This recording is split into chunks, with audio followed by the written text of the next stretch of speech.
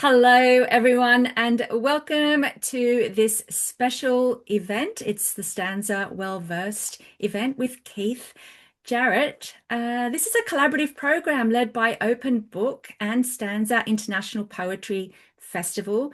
We run 3 sessions each month focused on the same featured poet, all on Wednesday lunchtimes. The first session which happened last Wednesday, is a chance to read and discuss some of the poet's work, guided by one of our open book lead readers.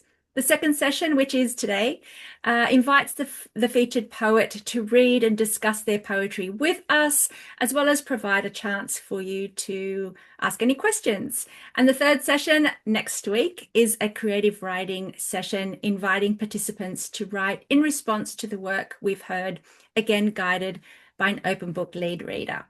Now, please note that this session is being recorded via Zoom so that Stanza can share it more widely with their audience. So if you prefer to remain anonymous, do keep your camera off, and please do pop yourselves on mute so we can avoid any of that kind of background noise.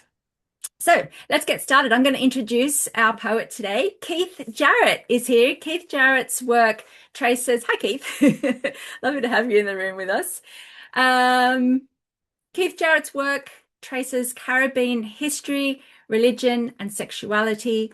A multiple poetry slam champion, he was selected for the International Literary Showcase as an outstanding LGBT writer. His poem From the Logbook was projected onto St. Paul's Cathedral.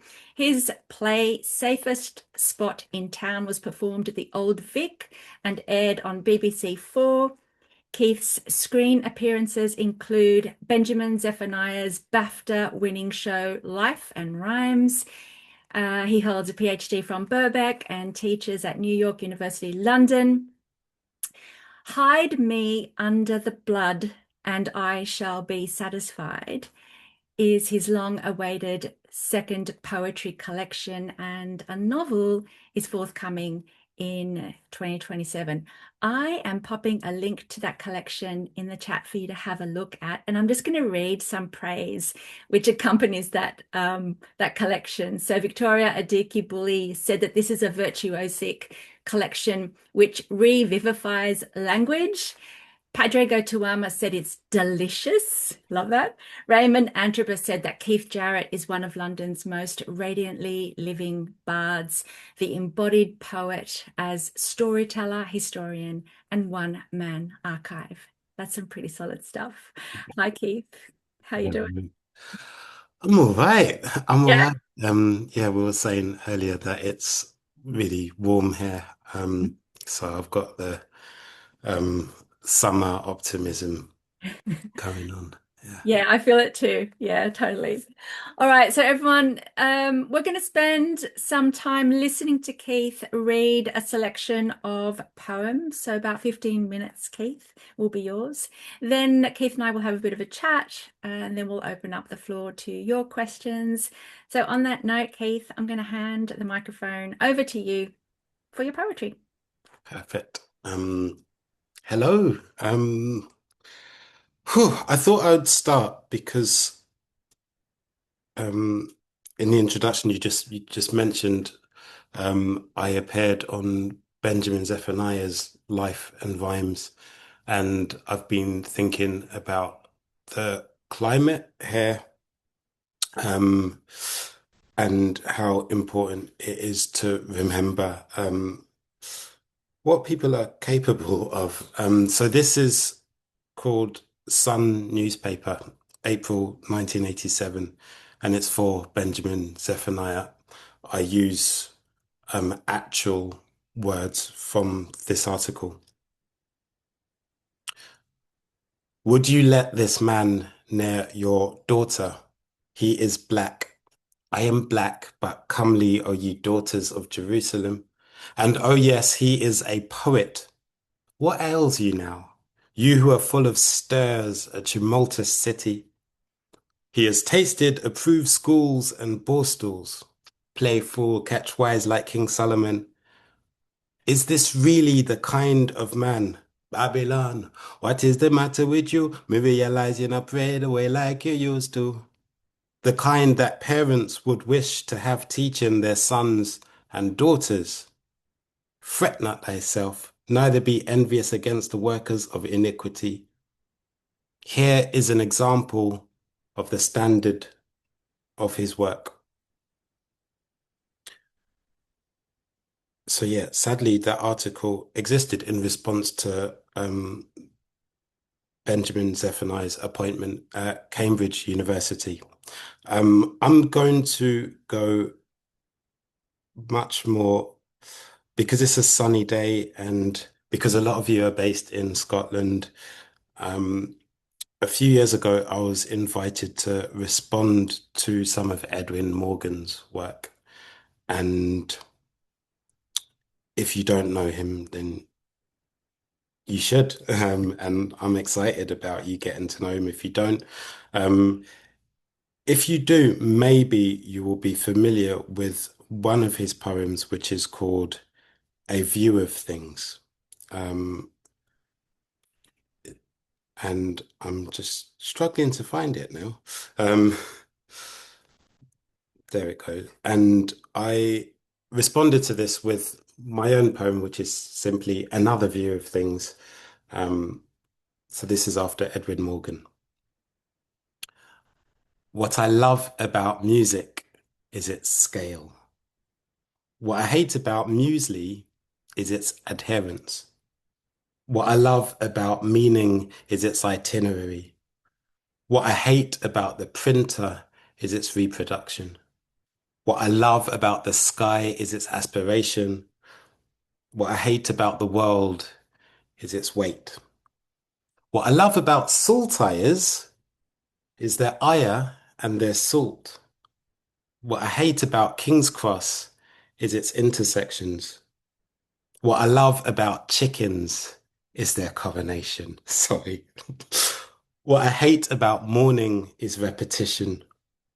What I love about Veronica is her proliferation. What I hate about Janus is his duplicity. What I love about the sprite is its effervescence. What I hate about tower blocks is their eyelid batting. What I love about nostrils is their deja vu.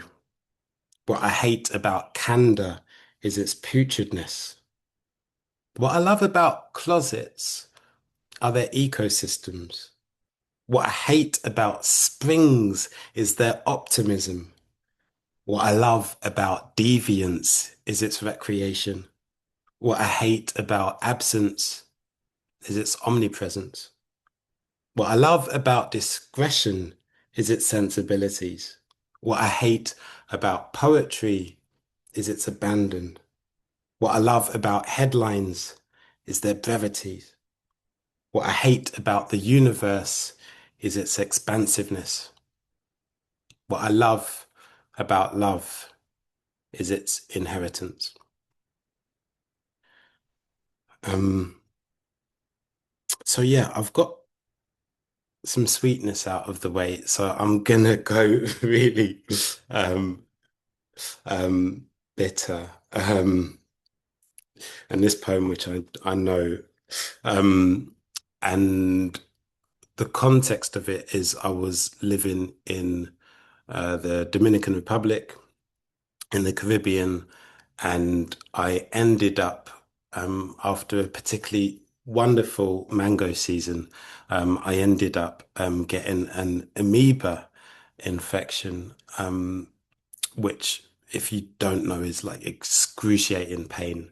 And so I was in pain for a week, and lost a lot of weight. But then many years later, back here in London, I was similarly in a lot of pain, ended up at the hospital. And after some tests, they said, well, you've got these parasites, this amoeba, where did it come from? And I thought, this is a great idea for a poem. So this is called Parasites. When I was 21, or maybe it was 22, amoebas multiplied. The pain of it, I left for home lighter. Much lighter, though tropical sun turned my shade to black. My own mother didn't. Last year at the hospital lab, parasites rediscovered in my stools. Sit with this a little while. So much time hidden, settling, unsettling. One is transitive, the other in transit. I'm only saying what those microscopes saw, not what I felt so much, so many years of unsettling, so gut me in my feelings, so many poison rivers, so sad. When they said to me, I had been carrying these Caribbean waters all these years, gut refugees fed an old world diet. I will not say contaminated. I would rather carry a billion times more, for I'm hosting these stories and I've never felt this bitter, this empty, this so help me. Um, I hope you're not too bold. Um, I will stick with the Caribbean and thinking of so in this book I dig a lot into just the different ways that things cross like queerness, colonialism and Caribbean history. And this poem, um, which see, I'm still working out how to navigate this book, which is great. Um, this poem is looking at some of these different, I don't know, in intersections, I would say. Um, and I'm going to have to look it up in the contents page. It's called The Sugar Next Time, and it's on page 40, apparently. Um, so the only other thing to say is it's gone through a couple of edits. One of them was um, before it was published in Magma, and the editor for that edition was Boyega Odubanjo, who um, is no longer with us and is greatly missed. So that's also in my head as I read this out. Um, Here we go. The Sugar Next Time. One. I have acquired a queer taste for substituting words. Not unlike my grandparents, who substituted their usual spoonful of saccharin for sucralose, having overdosed on a half century of carnation. Also, at least amongst my Caribbean milieu, having sugar means being disposed to type 2 insulin instability. I've heard variations on the euphemism of having sugar in his tea, but the search engine corrects to tank. I'm sure I've been discussed by some as being in the way of uncles. This suits me fine. It's several steps away from stories told of stone cold disownings or worse. Here, candy gets swapped for sweets, molasses for treacle, and so on. Some say the world will end in sugar, others say tomato, tomato. I was raised to describe that which is undersweet as fresh, a word I'm bereft of in this city's cafes and offices, raised to call up a polite thanks for Kool-Aid packets in the post.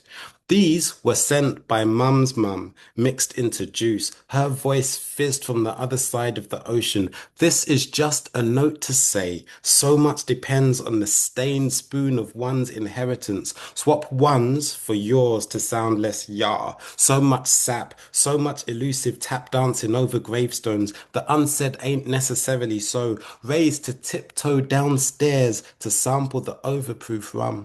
Nephews kept to soak dried fruits for Christmas. Once again, we say black cake, whilst fruit cake dominates. Another insinuation, Nout as silent as sugar despite the satisfying sibilance.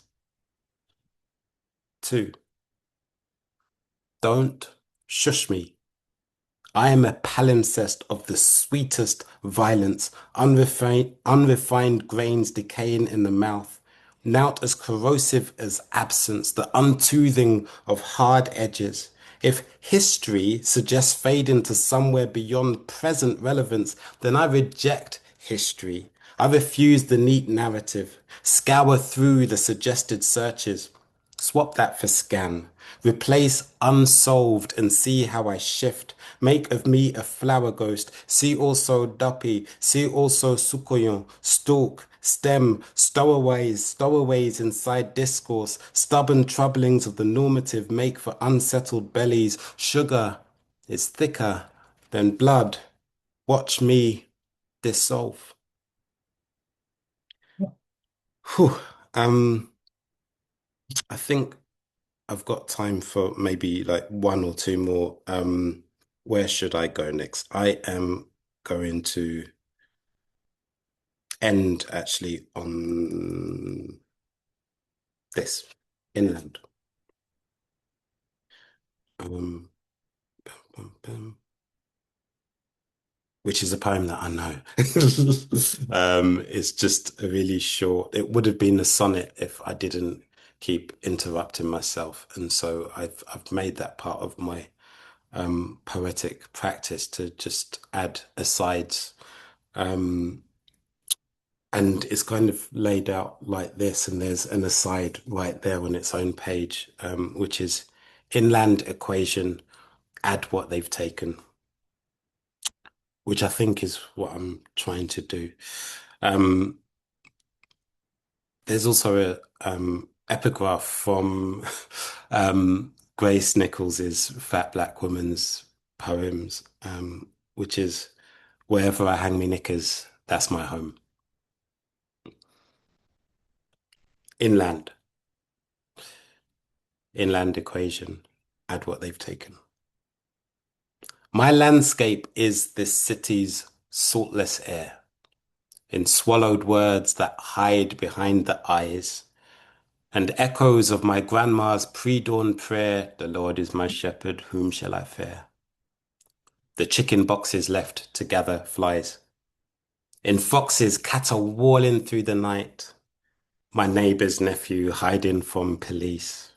The youth them from the college in a fight, and Mandem's evolution, hopeless plight. The eardrum splitting shock of kissing teeth. But when I turn inwards, behind the door, portraits come from tender revolution. The tangled tracksuits on the bedroom floor, Leviticus shall govern us no more. Brief unshedding of all institutions. If we must pray, then let this be our prayer. If we must live, then let us live sincere. Thank you. Thank you, Keith. Everyone feel free to, pop those emojis in the chat or react. Lovely. Thank you, everyone. Oh, that was lovely listening to you. At one point you said, where will I go next? So Yeah. I'm always curious, how do you choose the poems when you're offered sort of 15 minutes or whatever period of amount of time? And so what was going through your head when you were selecting these poems? You kind of said that you started with sweetness and then you transitioned into bitterness. So is that kind of an expectation of what we need? Are you softening us up as an audience? So what goes into choosing poems, and were you thinking about us, or did you want to sort of spotlight yourself or a particular poem? Yeah, curious. There were a couple of things. I know that with the open book group, you looked at some of my poems, and I had to send those in advance. So I'm like, well, I have to at least read Mhm. a few of those. I wanted to start with, because I've been thinking about just making sure to acknowledge people have gone into my work and influenced me. And so I wanted to start with Benjamin Zephaniah. And also because this is stanza, I wanted to do an Edwin Morgan poem, of which there were three. No, there's just two in this book. Mhm. Um, so I knew I was going to start there, and I was probably going to end in on inland. And then in the middle, I mean, I just have a kind of basic list Thanks for of showing us you're maybe. working out. So yeah, it literally says like one for like the starter poems and like three for the ending ones and then two in the middle. And then I know that I can choose like one or two from the two section. So yeah. Are there any of those poems that you want to give us a quick post-mortem on just um, Oh. today? Um, of the ones that I've read, Yeah. so with the Sun newspaper, Yeah. um, so that, well, I think I did explain that it was an article, and I just took lines from the article. So the top line is lines for the article, and then my response, and then I know, and I've just forgotten the name of the form actually, but I know Karen McCarthy Woolf has created a form that does exactly that, and then I actually wrote this before was aware of that form, and then I just thought this is brilliant that there's something really precious in poetry about being able to speak back and being able to respond, um, and um, and then also that's just been, as I said, on my mind that a lot of the rhetoric um, that is now prevalent again is not new. Um, it's also quite scary that I feel in a lot of ways we're going back in time. Um, so yeah, that on that. What else? I guess with parasites as well. That's probably one of my earliest poems in this collection. Yeah. Um, and it's only since then that I've made much of a I've made more of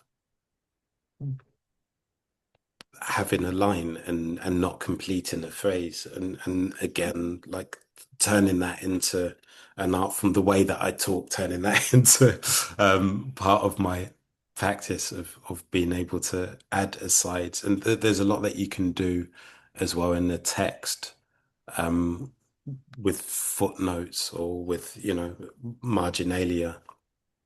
Um, and maybe again, subconsciously, there's an influence of Richard Scott, not in his last collection, but the one before. Again, on the spot, I struggle to remember the name. Ah, it's called Soho. And then one of the earliest, I think the first poem is literally thinking about scribbling something, an expletive in the margin. Um, and maybe that's stuck with me. That's something that I feel I'd like to do Mm. more. Yeah. I wanted to ask you about the Edward Morgan poem. It's an after poem, and everyone, you can look this up later. You might already know it, as Keith suggested. The Edward Morgan poem is called "A View of Things," and it's the what I love, what I hate, what I love, what I hate. And you've kind of responded to that structure. Um, so I'm curious about what an after poem is. So the obvious answer is it like responds to a poem, but what else should we be thinking about when we're writing an after poem? Mm, How much of a conversation is it? I mean, for me, and after my after poems are literally just sort of copying a bit of a poem and just putting after the poet. So I think it's a very superficial response. So I'm really exploring what an after poem is. So I'd love to hear what you think about the Edward Morgan as an after poem, but after poems in general. um, that's a really great question because I've not given it. I was going to say I've not given that too much thought, but I have. I've been invited to respond to poets' work a lot, and actually there is something hanging over my head. I've got to respond to a Nikki Giovanni poem, um, and the deadline's in a couple of weeks, and I haven't started. And I don't know. It might be that with the poem. I will um, take a line or a phrase or something that's resonated with me. It might be that I copy the structure, Mm. which is what I did with that poem, with another view of things. Um, and I just at the time it was 2020. I thought I'd be clever. I was like, well, it's called A View of Things. Let's call it Another View of Things. And it's almost like a part two remix. Um, I've had a couple of other response poems to his work based on that one commission. Um, so one of the other poems is called Afterward, and it's after a poem of his called Afterwards. So again, I'm doing the same thing of like using his own words, but then um, I've another poem which didn't make it into this collection where I just was reflecting on a conversation that he had in an interview, The Power of Things Not Declared. And also he made reference to um, a poem of his where he'd been frolicking, shall we say, with another man, and ended up with a grass stain on his shirt. But in the original poem, it's really vague and it doesn't talk about, sex or being queer. Um, and so I use that in the poem and address him directly. So it's not really after a specific poem, but it's after an interview. I think there's loads of different ways that we can create after poems, and I'd say I'd kind of put what I did with Another View of Things as a level one after, which is literally copying what he did and creating my own version. Um, but I think there are other really smart ways to do that, which is maybe just um, writing in response, asking questions of the writer or the speaker in the poem. And I love what you did with the interview, like writing what's missing or interrogating like that secret or that space that hasn't been filled in by the poet. I like that. Yeah. Yeah, interesting. Thank you. I noticed that some of the poems I think you kind of knew off by heart. Have you sort of, because you are a performance poet, slam poet, with this Another View of Things, is that one that you've performed on the stage? Um, A couple of times, not very, only since this book's come out. uh, right. Do Um, you write differently when, I mean, do you think that all your poems are performance poems and what's the difference? How do you write them? What are you thinking about? I think I like to see it as a spectrum. Um, Mhm.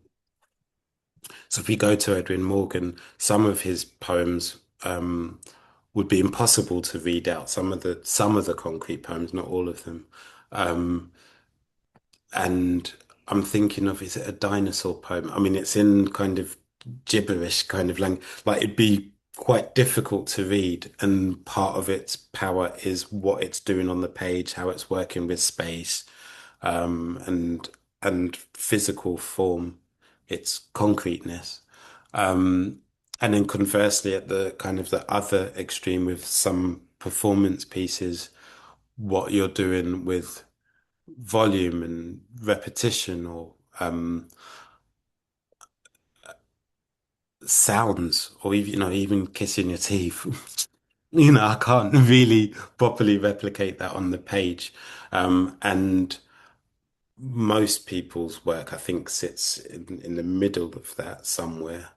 Um, and because I used to participate in a lot of slams and compete.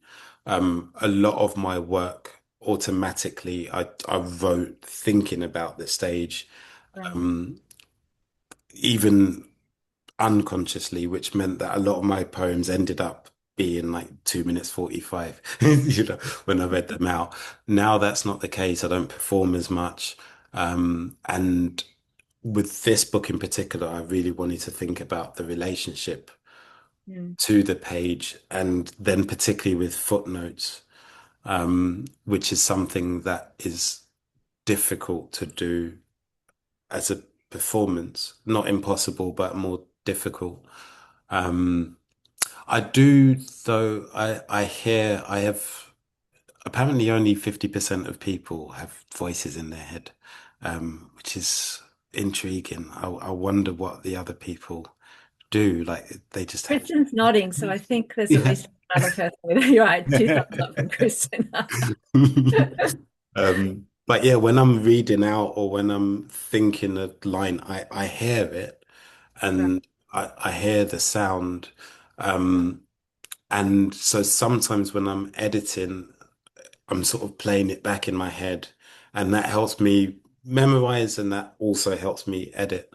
Um, I love working with internal rhyme or subtle rhymes or half rhymes, and thinking about the not just the intonation, but the rhythm, the meter, all of that. A lot of that comes instinctively to me. Mm. Um, and that then lends itself to performance a bit more.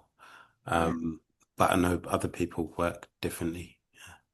Is the fact that you're not performing so much anymore because of you've moved also into academia more so, or do you think that's part? And is there a tension between sort of on the page more academic poetry, not academic poetry, but being in that scene versus being outside of that scene?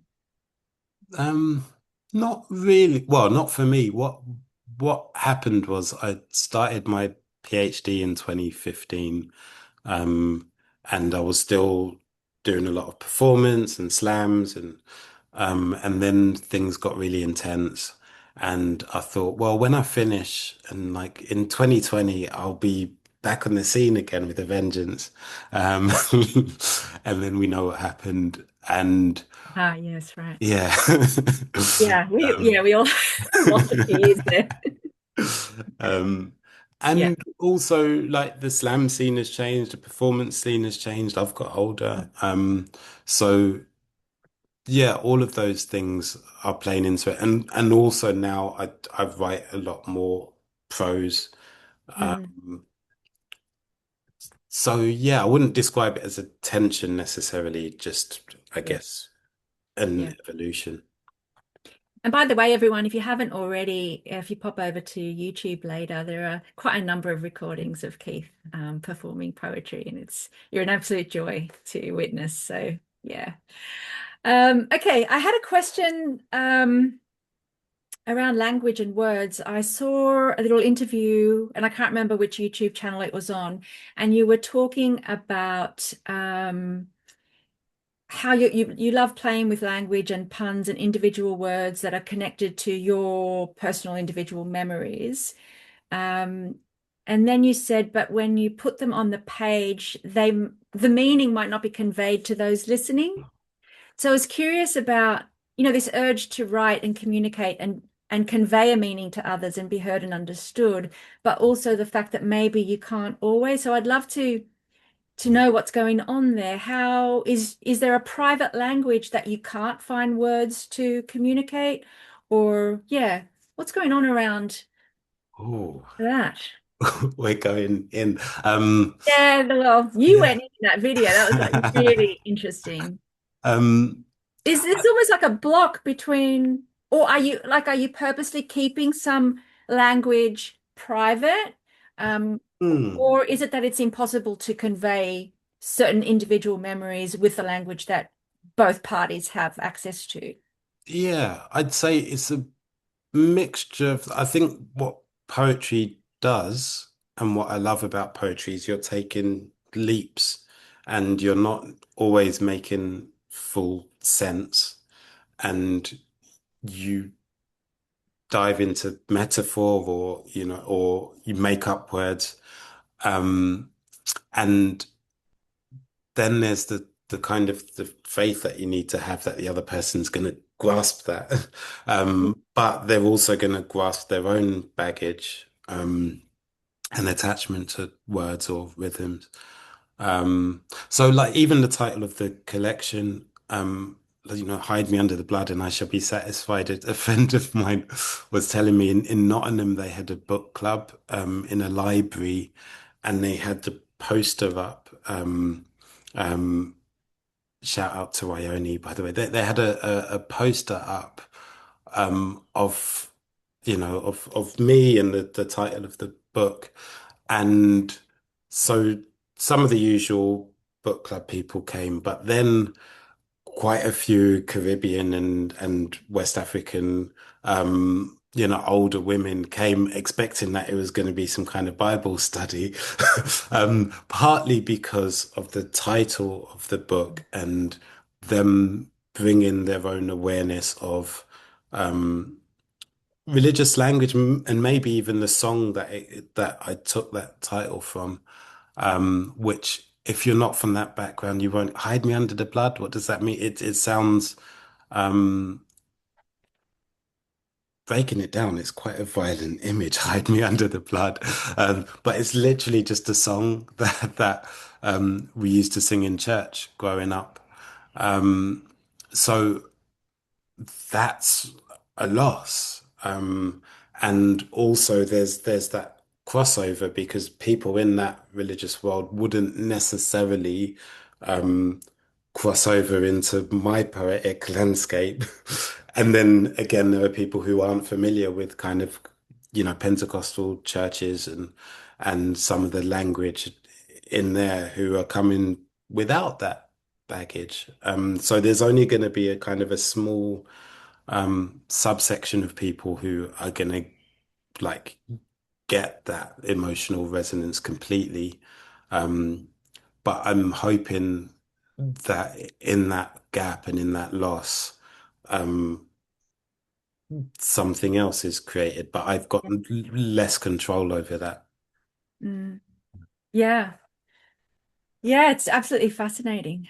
Um, and yeah, I'm just thinking how, I mean, I don't know, is anybody in the room feeling kind of tense around the words that you use, hoping to be understood, or is there a kind of freedom there, knowing that, yeah, it might be an opportunity to build that bridge between two understandings of a word or a phrase, and then kind of meet together maybe through Yeah, curiosity, right? You're yeah. starting the conversation maybe and inviting someone to come over.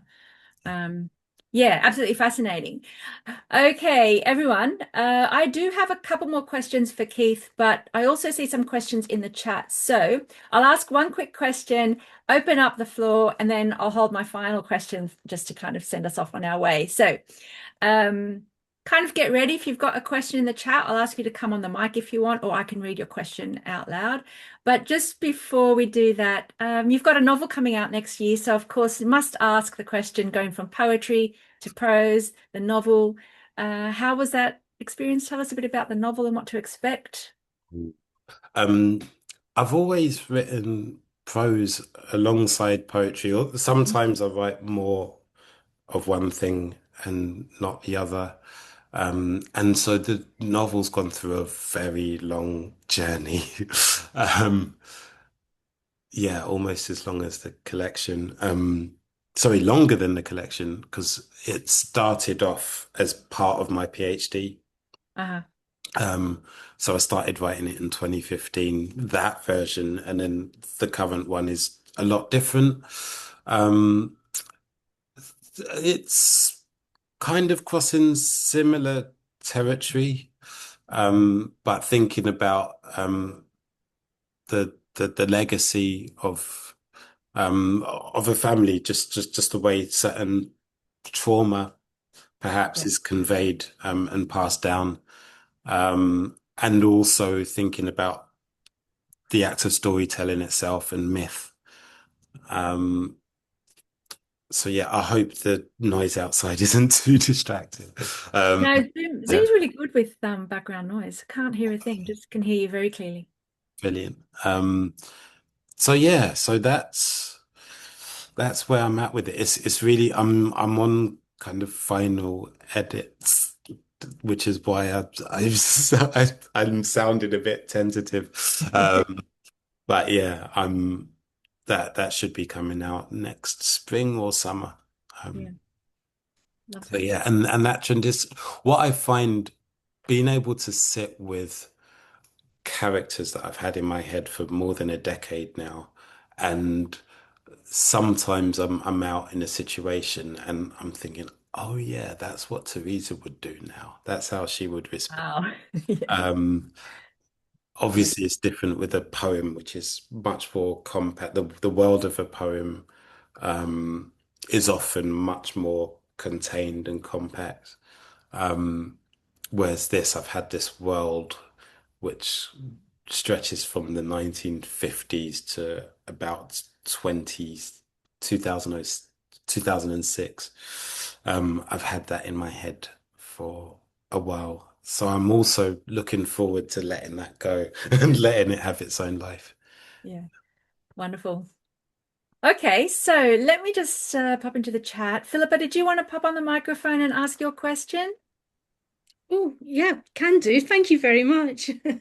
Yeah, really enjoyed listening to your insights, and I'm also fascinated by the whole thing about hearing voices in your head the whole time. They're always there. Yeah. Thank Problem you. is you get to my age and you stop keeping them in your head and they come out your mouth, but that's a whole other story. But my question is, I really enjoyed hearing you read, and I've seen you perform as it Stanza this year. So I've seen the way you bring all that life into your work, and there's different accents and there's a bit of singing. And then when you showed us on the page, it's a completely different experience. So I'm curious as to how you, as the poet, what's your preference as to how people experience your words? Because the two experiences seem to be very different.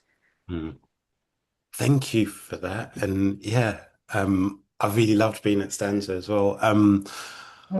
Whew, I don't know because for me, um, me putting something onto the page and sending it off in book form, feels like, I don't know, packing off a child to school and then just saying, okay, I hope you behave yourself. Don't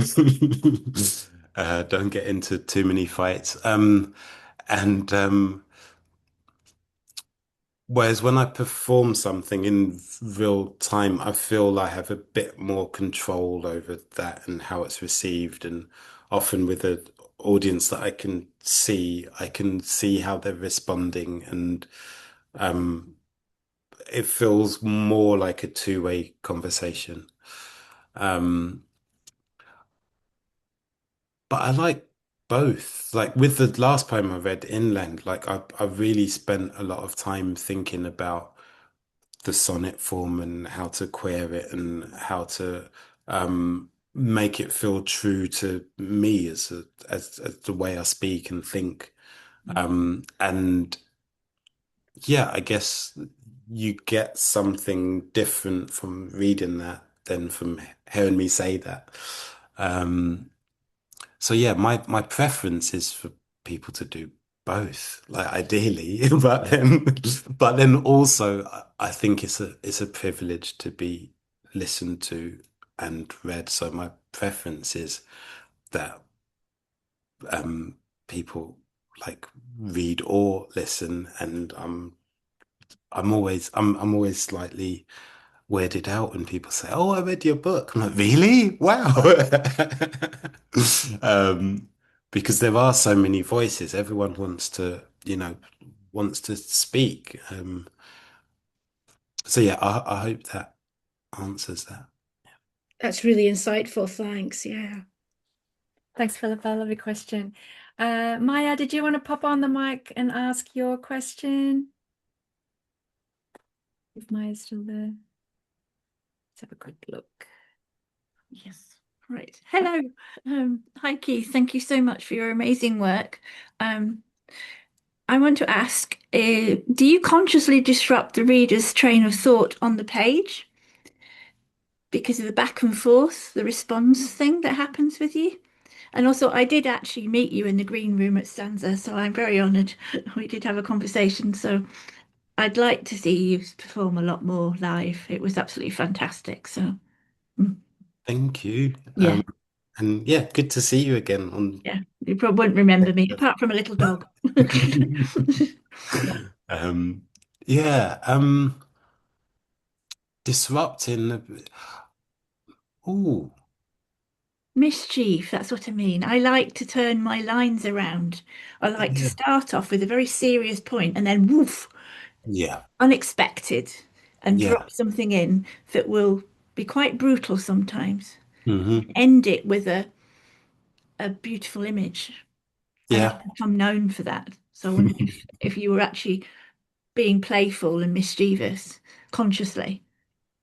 yeah. I think maybe not.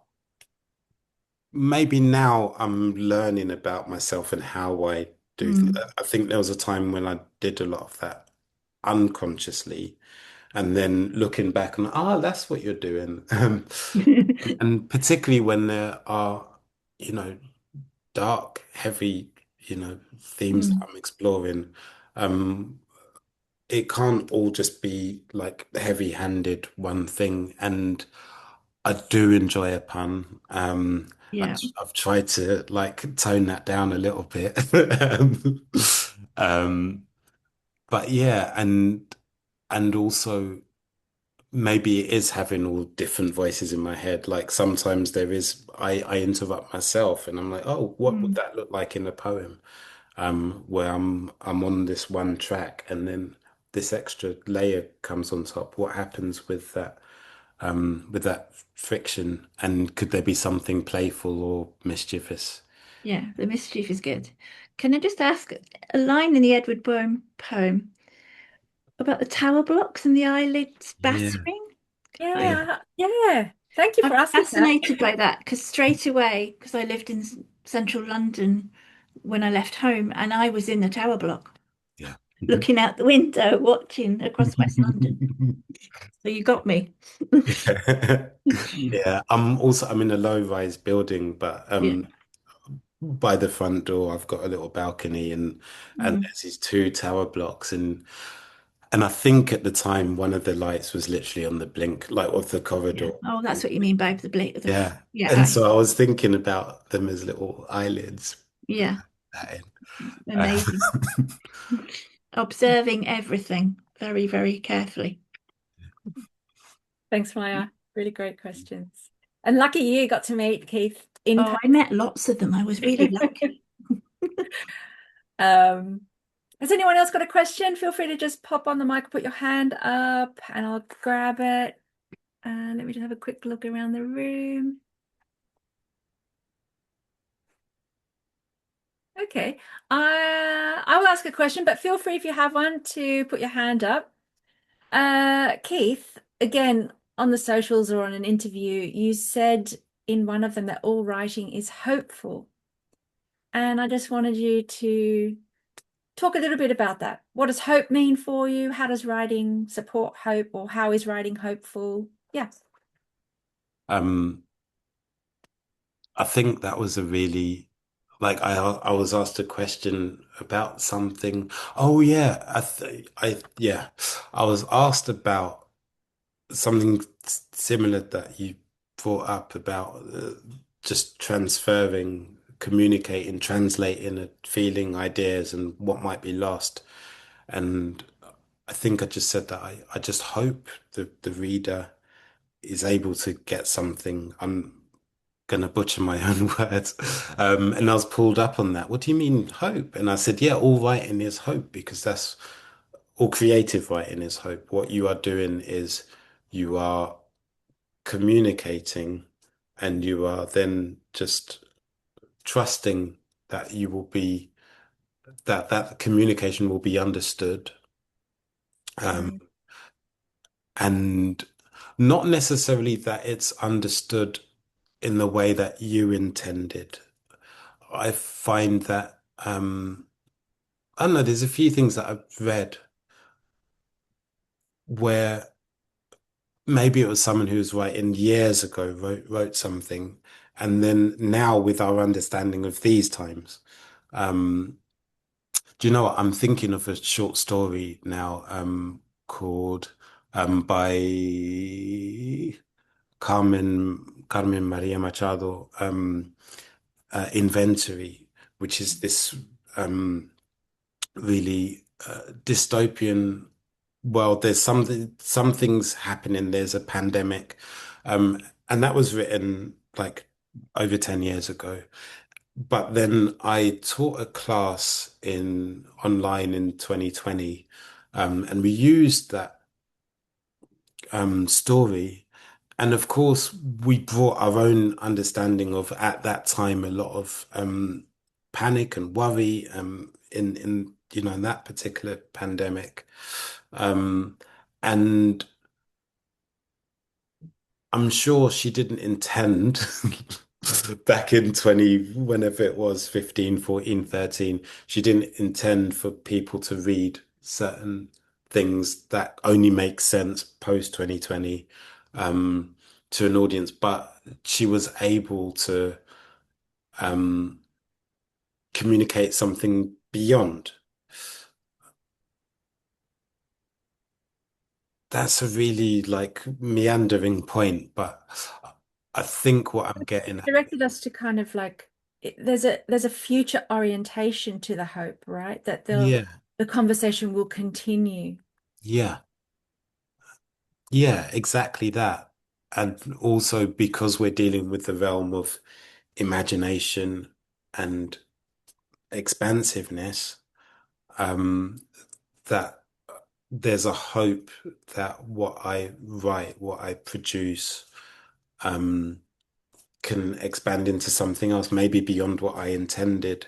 Mm. Um, although at the same time, there is that wanting to be understood on a deep, meaningful level.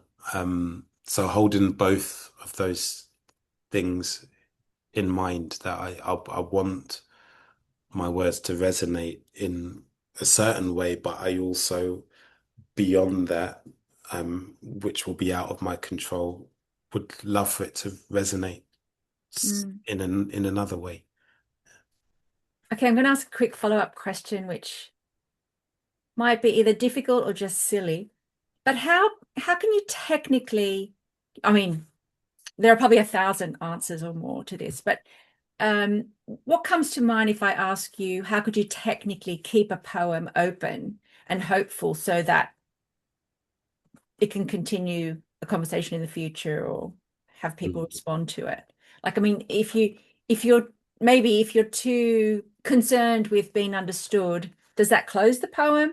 And how can you keep a poem open? And and specifically, technically, what might you do? Just putting it out there as a question. Over to you.